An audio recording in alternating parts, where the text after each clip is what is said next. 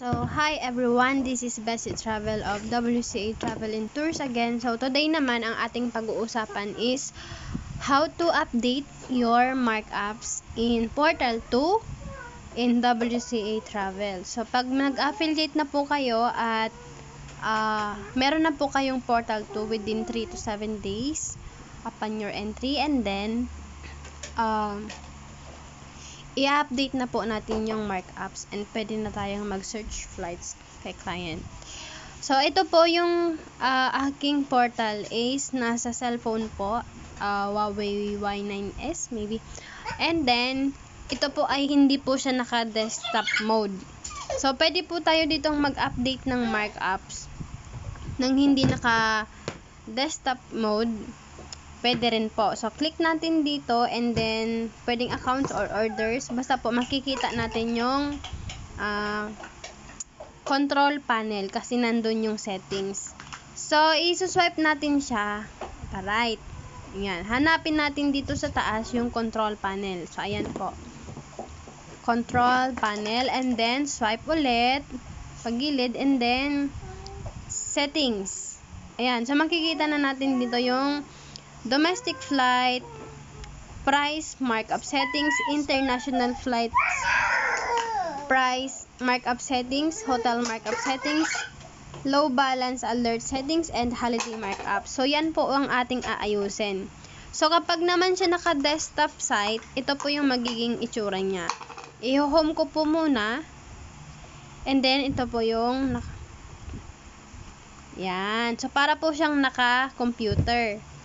So, dito naman po, mabilis lang kapag naka-desktop site siya kasi pag zinom nyo po siya sa mobile phone, makikita nyo agad yung control panel. So, pindutin natin yung control panel and i-zoom lang natin para makita natin yung settings. Ayan. Pwede naman po siya kahit alin dyan sa dalawa. So, ito po, edit natin siya. So, ito yung mga airlines ng domestic. So, lalagyan natin siya ng markup. 200 pesos. Ayan. So, maglalagay po tayo ng markup. Depende po sa ating konsensya.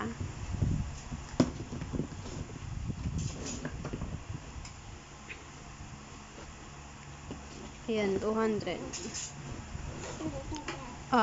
Pasensya na po sa ingay ng aking baby makulit. I love you. Love you, Sia. Then, ito pong, dito lang po tayo sa markup value maglalagay. Opo, love you. And then, dito po sa max base price, wala po tayong gagalawin dyan. 0 lang yan. And then, ito pong domestic flights. Hanggang 0 to 2,000 pesos. Ayan, ang max niya. Pero syempre, sa atin, mura lang para balikan tayo ng client. Opo, wag na maingay, my loves. And then, kailangan po nating pindutin itong update markups. So, ayan, naka-update na tayo. So, next po is maglalagay tayo ng international flights price markup. So, dito sa international, ang markup po dito ay 500 to 5,000 pesos. So, depende na po yan sa ating konsensya ulit. So, pwede po natin ditong lagyan ng 700 pesos. And then, update markups ulit. And then, hotel markup settings. Lagyan po natin ito ng 300. And dito sa international hotel, 500. Ayan. Example lang po ito pero kayo na po bahala ang maglalagay po ng markup ninyo. So, update markups again. Ayan. So, ibig sabihin, updated na siya. Ito pong low balance alert settings, okay na po yan sa aking 5,000 pesos. Sa holiday markups naman,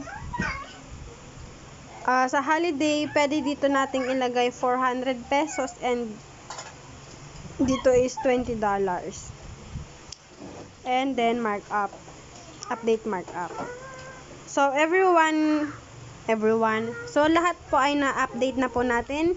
Domestic flight price markup, international flights, hotel markup, low balance alert settings, and holiday markup settings. So, yun lang po ang ating tutorial ngayon kay WCA kung paano maglagay ng markup. So, hope this helps para po sa mga new affiliate ng WCA, and thank you so much for watching. Don't forget to subscribe para po sa mga susunod nating tutorials. Thank you so much. Ayan, pwede na tayong mag-search ng flight.